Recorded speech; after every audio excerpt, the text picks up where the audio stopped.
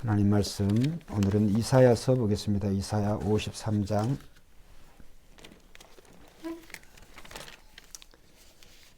이사야 53장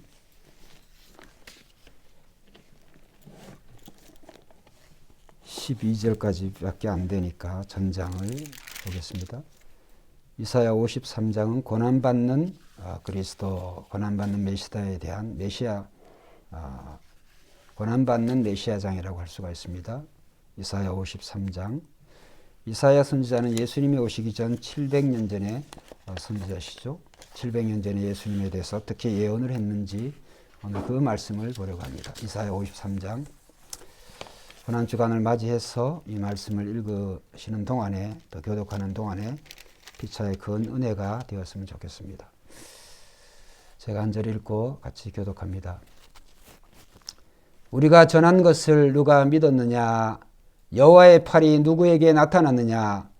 그는 주 앞에서 자라나기를 연한 순 같고 마른 땅에서 나온 뿌리 같아서 고운 모양도 없고 풍채도 없은즉 우리가 보기에 흠모할 만한 아름다운 것이 없도다. 그는 멸시를 받아 사람들에게 버림을 받았으며 간고를 많이 겪었으며 질고를 아는 자라. 마치 사람들이 그에게서 얼굴을 가리는 것 같이 멸시를 당하였고 우리도 그를 귀히 여기지 아니하였도다. 그는 실로 질고를 지고 우리의 슬픔을 당하였거늘 우리는 생각하기를 그는 징벌을 받아서 하나님께 맞으며 고난을 당한다 하였노라. 그가 찔림은 우리의 허물 때문이요 그가 상함은 우리의 죄악 때문이라. 그가 징계를 받음으로 우리는 평화를 누리고 그가 채찍에 맞음으로 우리는 나음을 받았도다. 우리는 다 양 같아서 그릇 행하여 각기 제 길로 갔거늘 여호와께서는 우리 모두의 죄악을 그에게 담당시키셨도다. 그가 곤욕을 당하여 괴로울 때에도 그의 입을 열지 아니하였으며 마치 도수장으로 끌려가는 어린 양과 털 깎는 자 앞에서 잠잠한 양같이 그의 입을 열지 아니하였도다. 그는 곤욕과 신문을 당하고 끌려갔으나 그 세대 중에 누가 생각하기를 그가 살아있는 자들의 땅에서 끊어짐은 마땅히 형벌받을 내 백성의 허물 때문이요 하였으리요. 그는 강포를 행하지 아니하였고 그의 입에 거짓이 없었으나 그의 무덤이 악인들과 함께 있었으며 그가 죽은 후에 부자와 함께 있었도다. 여호와께서 그에게 상함을 받게 하시기를 원하사 질고를 당하게 하셨은즉 그의 영혼을 속건 제물로 드리기에 이르면 그가 씨를 보게 되며 그의 날은 길 것이요 또 그의 손으로 여호와께서 기뻐하시는 뜻을 성취하리로다. 그가 자기 영혼에 만족한 것을 보고 만족하게 여길 것이라.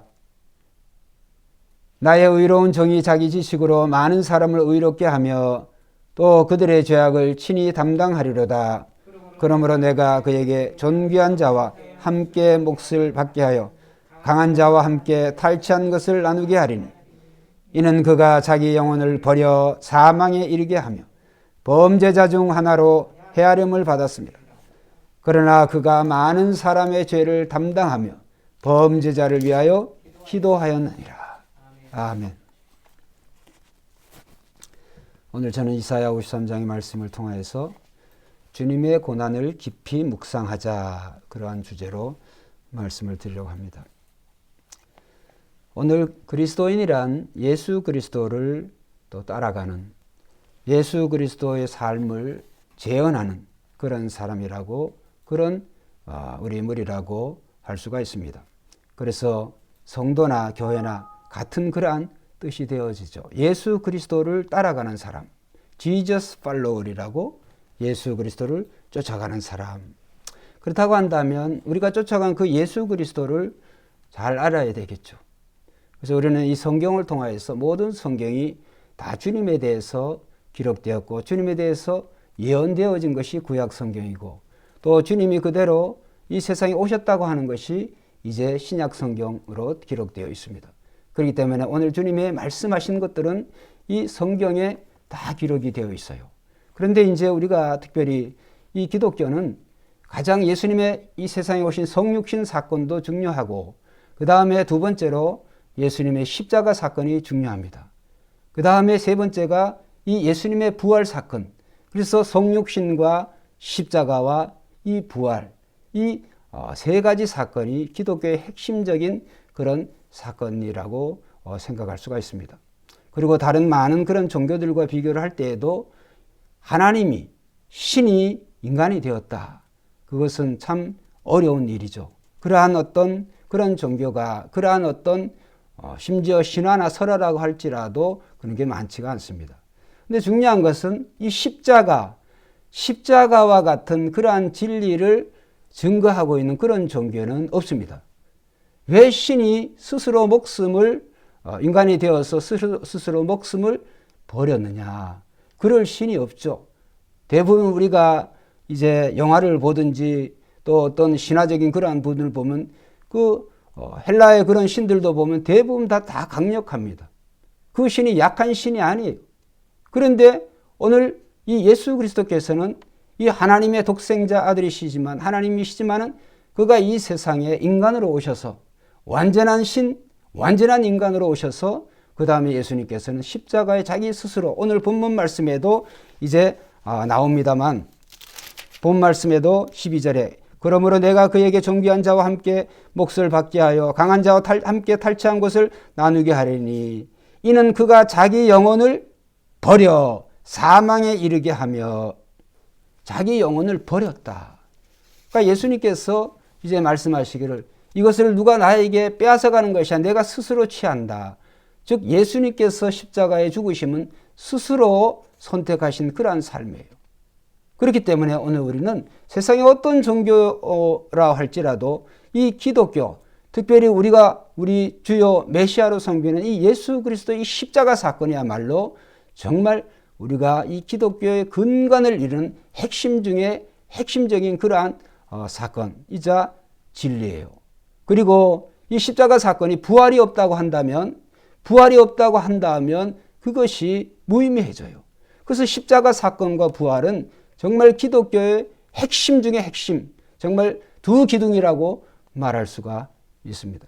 그래서 어떤 신학자는 이 십자가와 이 부활 사건을 비유해서 반지로 비유를 했어요.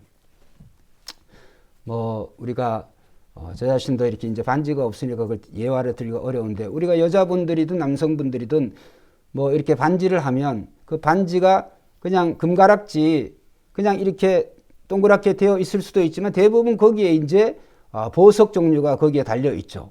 근데 보석이 금이든 동이든 백금이든 뭐든 거기에다 그냥 그 보석이 얹을 수가 없어요. 그래서 그 보석을 얹으려고 그러면 보석을 얹는 뭐라 그럴까요? 그 보석을 잡고 있는 그 부분이 있어야 되겠죠. 그래서 그 십자가가 이 보석을 잡고 있는 그 부분이라는 거예요. 그럼 부활은 그 잡고 있는 그 부분의 보석과 같은 거예요. 그러니까 십자가가 있기 때문에 그 부활, 즉 가장 완전한 가장 그 결정체인 그 부활이 있을 수가 있다고 하는 거예요. 그렇기 때문에 오늘 예수 그리스도를 믿는 저와 여러분들이 우리가 항상 우리가 예수님의 그 가르침과 예수님의 그러한 모습을 우리가 본받아야 되는데 특별히 이 십자가 사건에 대해서 이 고난주간에 특별히 이러한 것들을 우리가 잘 묵상하기 위해서 오늘 구약 성경의 대표적인 이사야 53장에 고난받는 종, 고난받는 메시아에 대해서 기록이 되어져 있기 때문에 이제 잠시 이 본문을 통해서 몇 가지 우리가 생각하면서 예수님이 과연 이 주간에 어떤 대우를 어떤 고난을 받으셨나라고 하는 것을 우리가 한번 생각을 해보기를 원합니다. 히브리서 3장 1절에 보면 3장 1절에 그러므로 함께 하늘의 부르심을 받은 거룩한 형제들아 우리가 믿는 도리의 사도이시며 대제사장이신 한번 따라합시다. 예수를 깊이 생각하라. 깊이 예수를 생각하라가 아니라 깊이 생각하라. 그래서 예수 그리스도를 깊이 생각하는 것 중에 하나가 이 고난 주간에 특별히 이 예수 그리스도에 받으신 그 고난에 대해서 어떤 고난을 받으셨는지 우리가 그것을 생각하는 것이 고난에 동참하는 것이다라고 우리가 생각해 볼 수가 있습니다. 자, 먼저 3절에 보면 예수 그리스도께서는 그는 멸시를 받아 사람들에게 버림받았으며 간고를 많이 겪었으며 질고를 아는 자라, 이런 말씀이 나옵니다. 우선 그 앞전의 말씀에 보면 이제 이 메시아에 대해서, 고난받는 종의 그 모습에 대해서 나오는데요. 2절에 그는 주 앞에서, 여기에 주는 하나님이죠. 그는 하나님 앞에서 자라나기를 연한 순 같고, 그렇죠? 순, 그 연한 순이 뭐 아름다우면 뭐 얼마나 아름답겠어요. 그 굉장히 약하죠. 그 다음에 마른 땅에서 나온 뿌리 같아서, 여러분 옥토에서 정말 그 기름진 그런 땅에서 나오는 그런 뿌리도 그러할진데 땅이 말랐어요. 그 마른 땅에서 나온 뿌리, 그 뿌리가 뭘 볼 게 있겠어요. 오늘 제가 이제 화단 정리하면서 또 누가 또 화분을 깨가지고 그걸 이제 흙을 옮기면서 이제 거기에 남겨진 잔 그런 뿌리들을 봤어요. 그런 뿌리들은 참 괜찮죠. 여러분 마른 땅에 나온 그런 뿌리와 같다. 그리고 모양도 없고 풍채도 없은즉 우리가 보기에 흠모할 만한 아름다운 것이 없도다. 이것이 이사야 선지자가 700년 전에 그 메시아로 오실 예수 그리스도에 대해서 예언한 거예요. 그래서 우리는 예수님의 성화에 대해서 우리가 이렇게 종종 보면 굉장히 그것을 백인 중심으로, 또 어떻게 보면 잘생긴 그런 배우들을 통하여서, 이전에는, 지금은 뭐 영화를 제가 안 본 지가 오래돼 가지고 어떻게 나오는지는 잘 모르겠습니다만, 대부분 그런 배우들이 예수님의 모습에 대해서 상당히 그런 어떤 잘생긴, 보통 사람보다는 조금 다른 그런 어떤 모습으로 이렇게 그렇게 이제 그런 사람들을 캐스팅하고 그렇게 역할을 주지만, 오늘 이사야 선지자의 말씀은 달라요. 예수님의 용모에 대해, 모습에 대해서 흠모할 만한 그런 아름다운 것이 없다. 자, 이런 것을 볼 때 오늘 예수를 믿는 저와 여러분들이 이 세상 살아가면서 이 용모, 정말 이 용모에 대해서, 이 용모라고 한다 할지라도 이런 것이, 이런 용모가 예수 그리스도를 닮아가는 데 있어서 이런 용모를 가지고 따지는 것이 아니다라고 하는 것을 우리는 알아야 돼요. 그래서 우리는 세상 사람들이 용모를 취하는 그런 삶을 한다고 한다면 그런 중심의 삶이 아니라, 우리는 외모적이고 이 용모를 꾸미는 것보다 우리 내면에 우리 속 사람을 더욱더 아름답게 단장해야 될 줄로 믿습니다. 예수님이 그랬어요. 예수님이. 그러니까 오늘 이 말씀을 통해서 이제 외모지상주의, 정말 이 시대는 더욱더 그러하잖아요.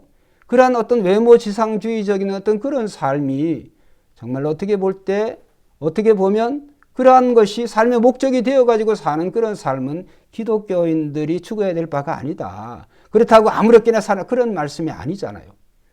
그러니까 오늘 저와 여러분들은 정말 우리 예수님의 이러한 모습을 볼 때, 오늘 우리도 하나님께서는, 오늘 우리가 어떻다 할지라도 예수님만큼 그렇겠어요? 마른 땅에 나온 그러한 그런 뿌리와 같다. 그렇습니까? 우리가? 아니죠. 그렇기 때문에 오늘 우리는 하나님이 우리에게 주신 이러한 몸들을 귀히 여기고 늘 감사하는 그런 마음을 우선 가져야 될 줄로 믿습니다. 자, 그래서 예수님이 받으신 그 고난을 보면, 그는 3절에 멸시를 받아 사람들에게 버림받았으며. 근데 이제 원어적인 의미에서 거기에 한 단어를 더 붙여야 돼요. 그 뭐냐 하면, 그는 멸시를 받아서 사람들에게 한번 따라 합시다. 싫어. 나는 너 싫어할 때 싫어 버림바 되었으며, 이렇게 표현을 해야 돼요. 그러니까 그는 멸시를 받아서 사람들에서 버림받았으며, 거기에서 사람들이 싫어해. 예수님을 싫어 버림받았으며, 사람들이 멸시를 받아서, 사람들이 멸시를 하는 이유가 사람들이 예수님을 싫어하고 그 다음에 싫어해서 버림받았다.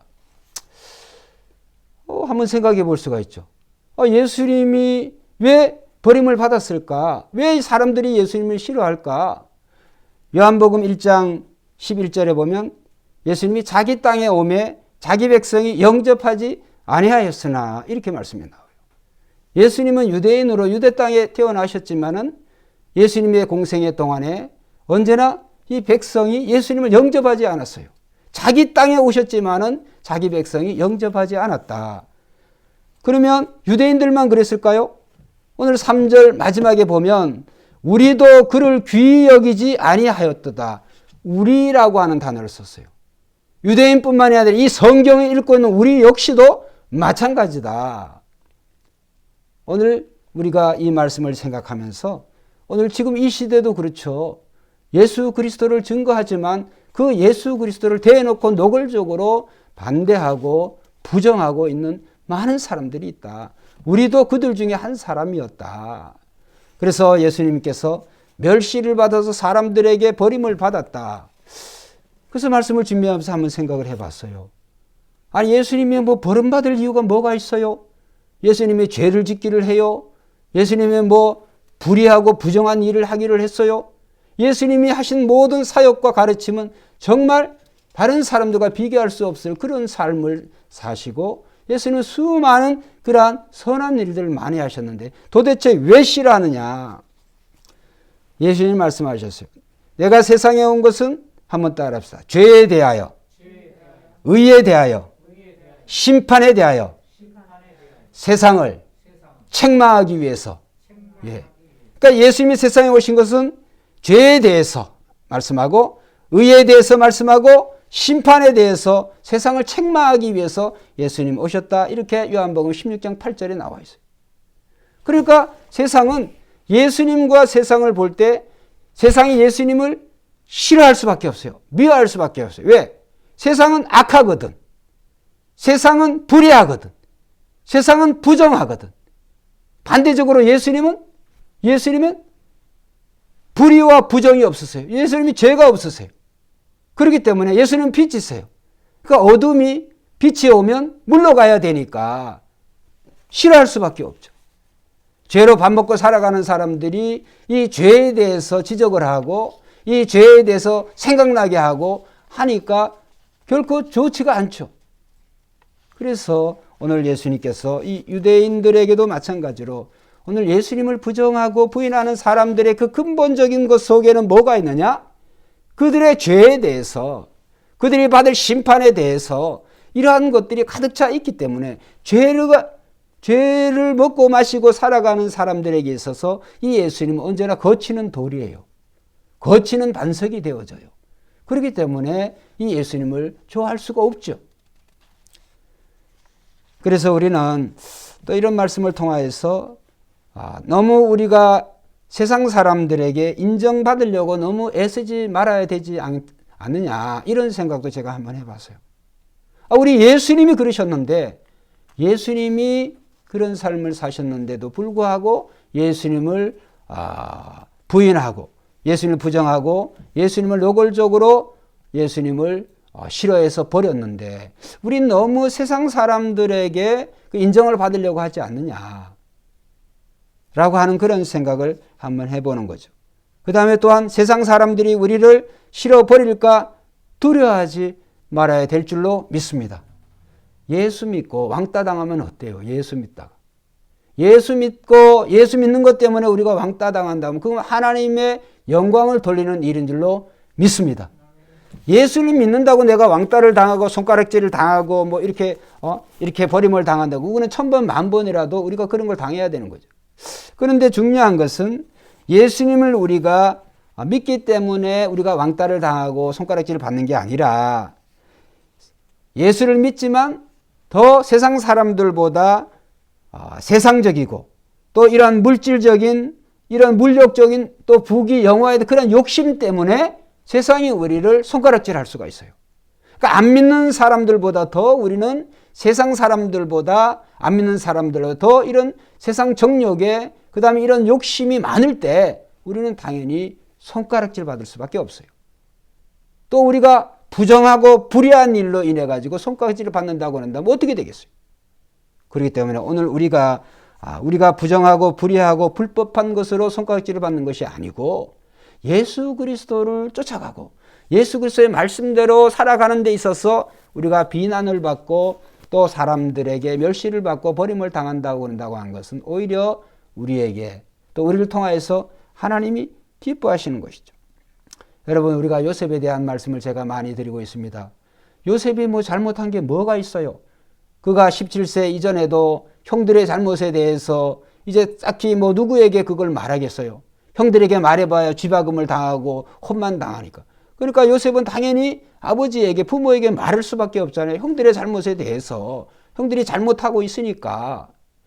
그런데 형들이 요셉을 미워했어요. 아니, 자기의 잘못을 들으면 그것을 회개할 생각을 해야지.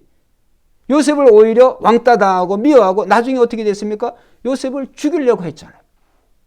결국은 요셉을, 그 친동생을 노예로 팔아먹고.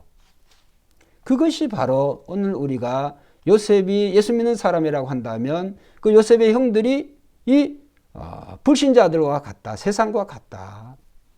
그렇기 때문에 오늘 우리는 이 요셉과 같이 어떤 상황이 된다고 할지라도 우리는 의에 대해서 또 진리에 대해서 하나님 말씀대로 예수님처럼 살아가야 될 줄로 믿습니다.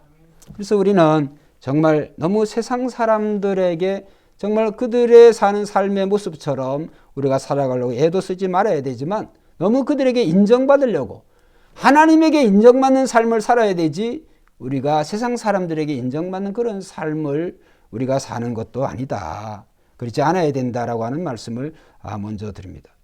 자, 그래서 예수님은 멸시를 당하시고 사람들에게 싫어 버린 바 되셨다. 왜냐하면 좀 전에 말씀드린 예수님이 죄에 대해서, 의에 대해서, 심판에 대해서 이제 오고 있는 하나님의 나라에 대해서 선포하시니까 세상은 싫어하는 거죠. 왜? 그들은 그것이 삶의 전부인데 거기에서 예수님의 폭탄을 터뜨려온 것 같으니까.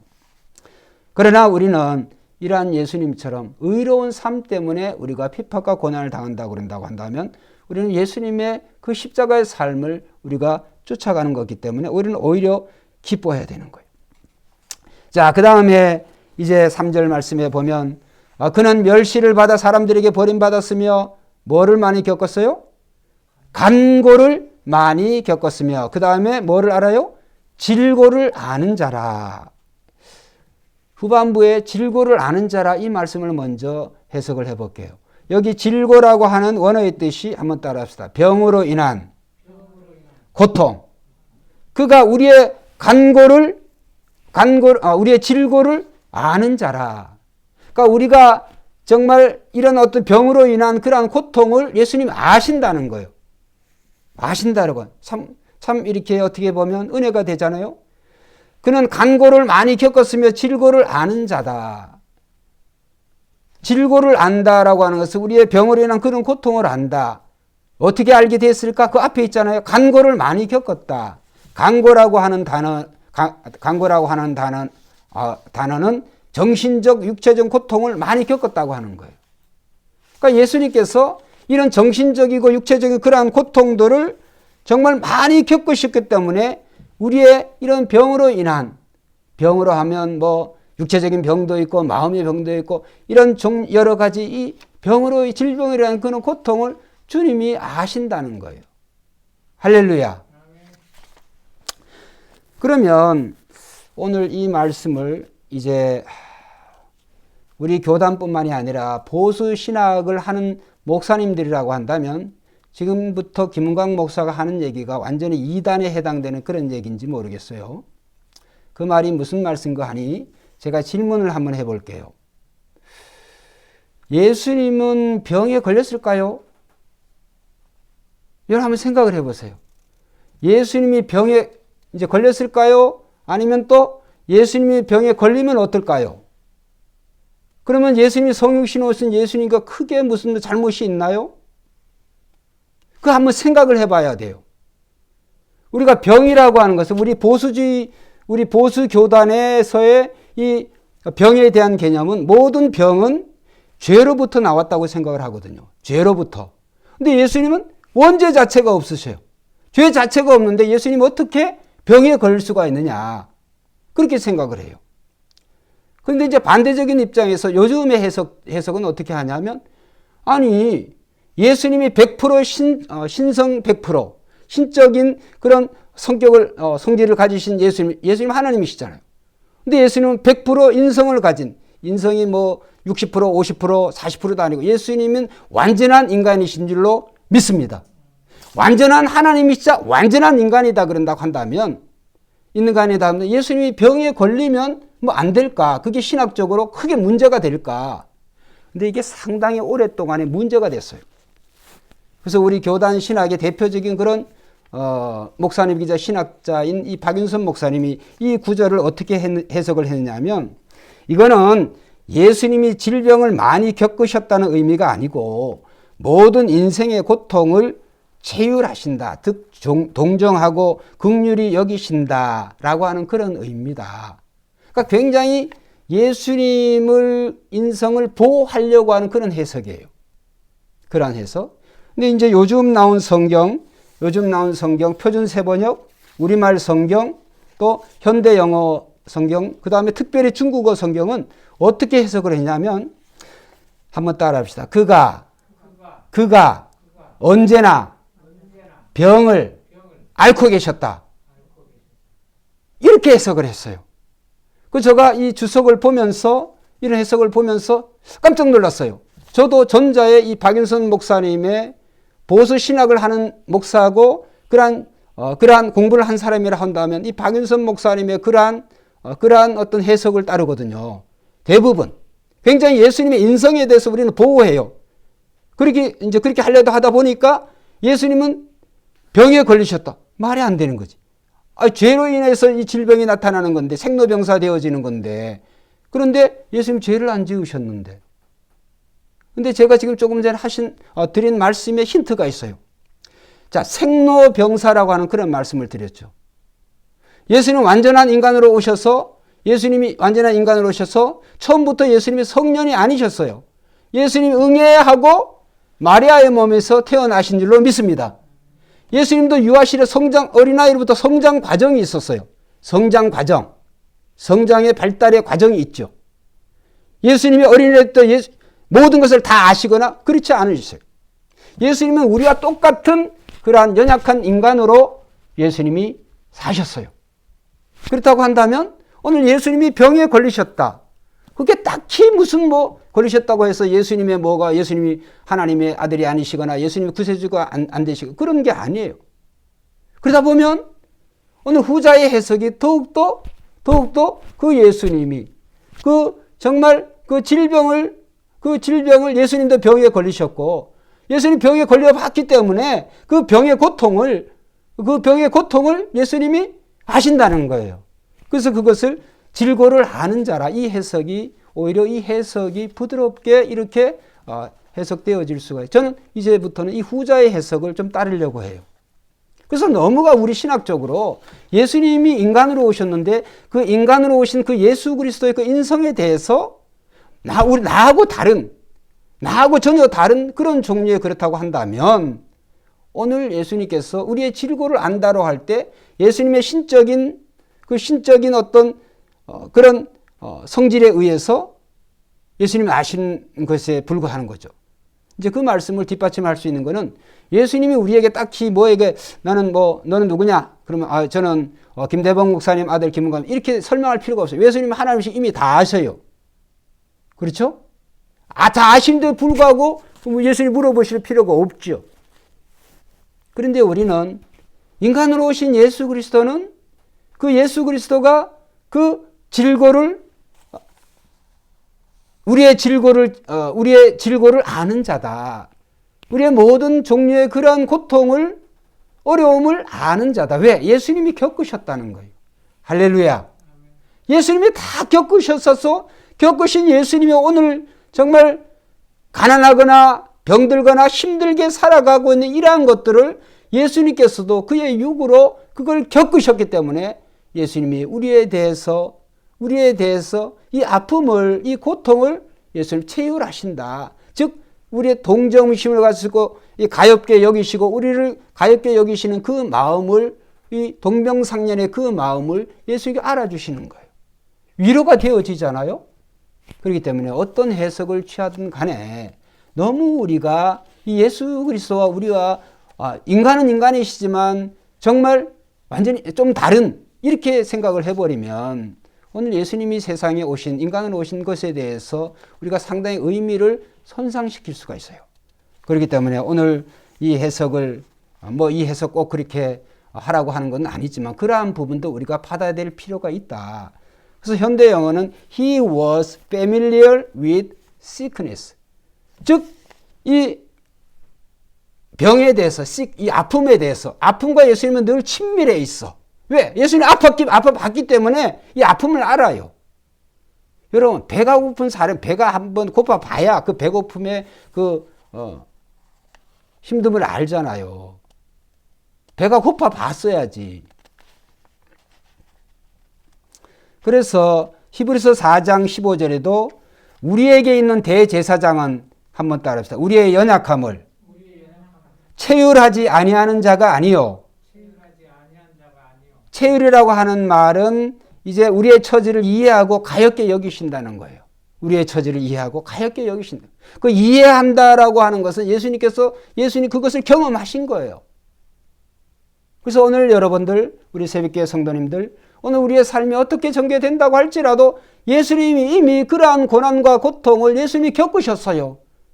그렇기 때문에 내가 흘리는 이 눈물이 나만 흘리는 게 아니라 내가 가지고 있는 이 어려움과 고통이 나만 가지고 있는 것이 아니라 예수님이 이미 2000년 전에 오늘 그와 같은 아니면 어떻게 그보다 더한 것을 예수님이 겪으셨다. 그렇기 때문에 예수님께서 질고를 아는 자다. 이렇게 표현을 하는 거죠. 그 다음에 우리가 세 번에 보면 세 번째로 예수님의 질고를 아는 자가 되기 위해서 간고를 많이 겪었다. 그 3절에 그렇게 나오잖아요. 그는 멸시를 받아서 사람들에게 실어버린 바 되었으며 간고를 어떻게 해요? 많이 겪었으며, 그렇죠? 심적이고 육적인 이런 고통을 많이 겪으셨다는 거예요. 그래서 예수님께서 특별히 심적인 그런 고통에 대해서도 우리가 어느 정도 이렇게 상상할 수 있지만 이 육체적인 고통을 이 고난주간에 제가 한번 생각을 해봤어요.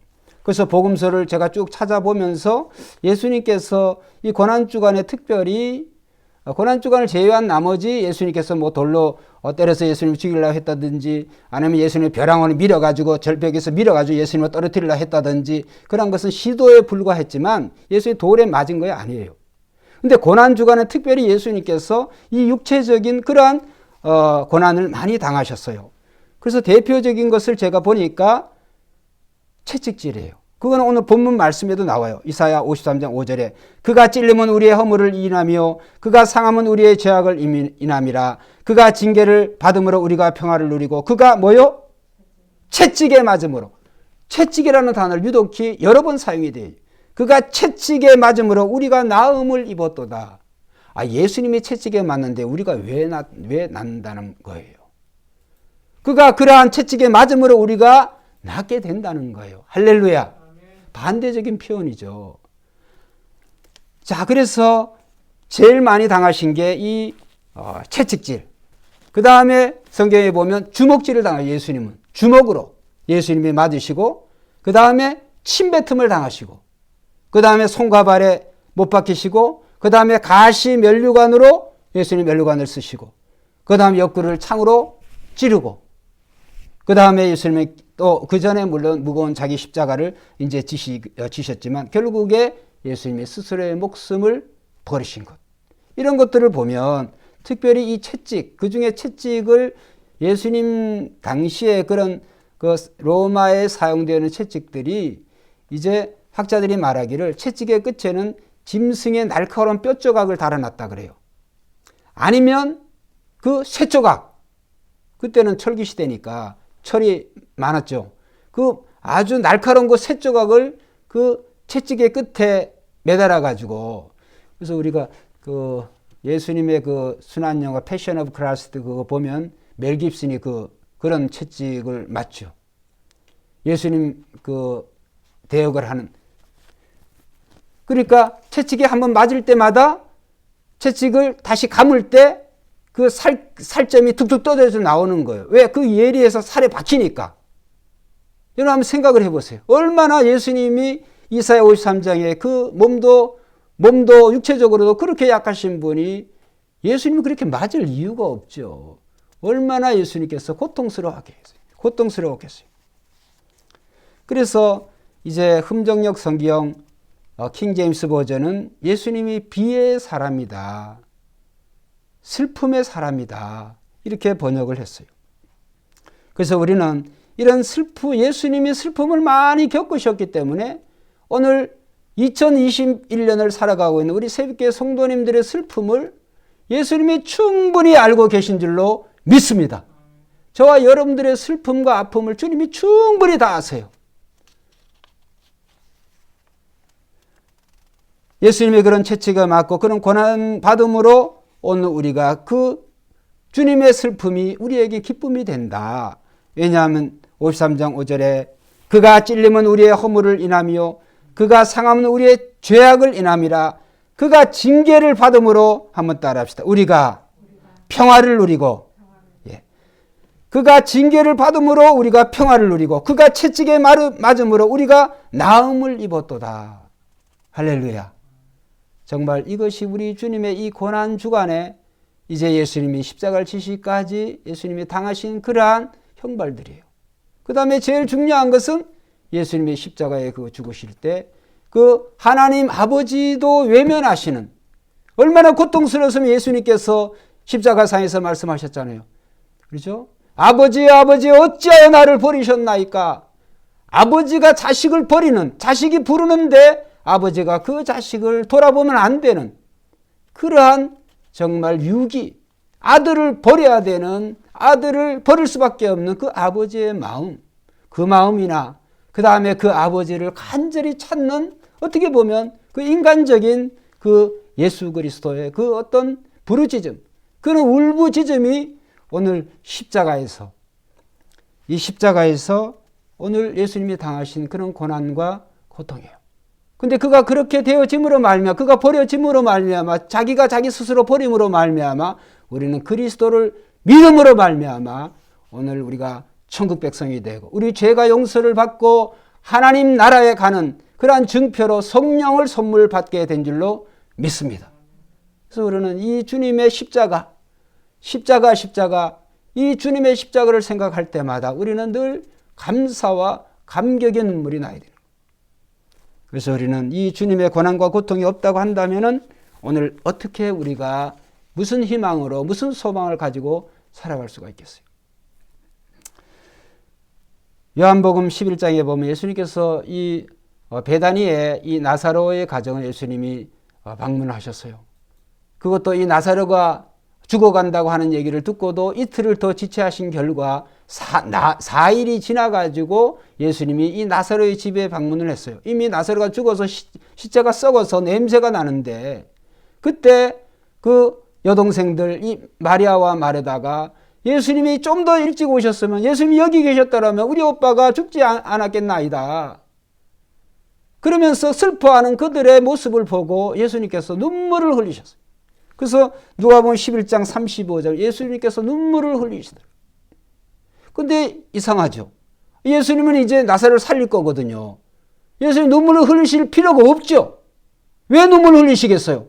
예수님은 생명의 주권자이신데 나사로 나오너라 그러면 나올 건데 눈물을 흘리실 필요가 없잖아요.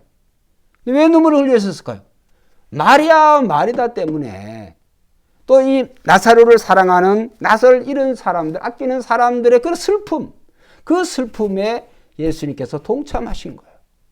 은혜가 되어지는 거죠. 그렇기 때문에 오늘 우리의 삶 속에 예수 그리스도께서 저와 여러분들의 아픔과 그런 슬픔과 어려움을 주님이 충분히 잘 알고 계시는 줄로 믿습니다.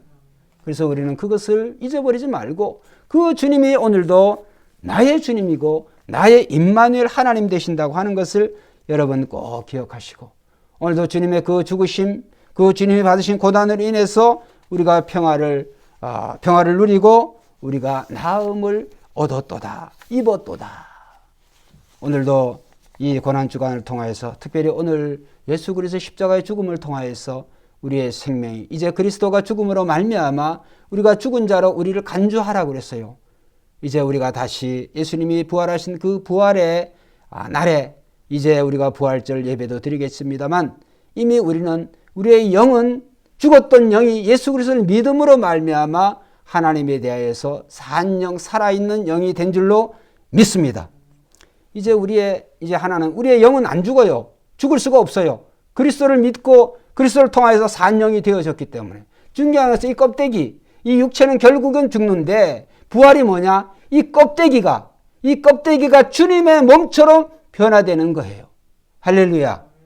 우리의 속사람은 이미 부활해서 영으로, 우리의 겉사람의 부활이 남아있는 거예요. 그건 주님이 오시면 자동으로 이루어지는 거예요. 그렇기 때문에 오늘 우리는 죽음을 슬퍼할 이유가 없어요. 왜? 예수님께서 이 생명의 주권자시고 그 다음에 부활의 영인 성령을 우리에게 주셨기 때문에 우리의 이 껍데기, 이 육체가 죽는다고 할지라도 주님이 오시는 그날 우리가 화장을 하든지 매장을 하든지 어떤 모습으로 이 시체가 이 육신이 처리가 된다고 할지라도 반드시 주님의 몸처럼 영광스러운 몸으로 부활하게 되기 때문에 오늘 성도에게 있어서 죽음은 없는 것이죠. 오히려 성도에게 죽음은 우리가 주님을 만나는 관문인 줄로 믿습니다. 오늘도 이 고난주간을 통하여서 말씀을 더욱더 묵상함으로 말미암아 우리가 더 주님과 친근하게 되어지고 또 신앙과 믿음이 견고해지는 저와 여러분 되시길 주의 이름으로 축원드립니다. 아멘.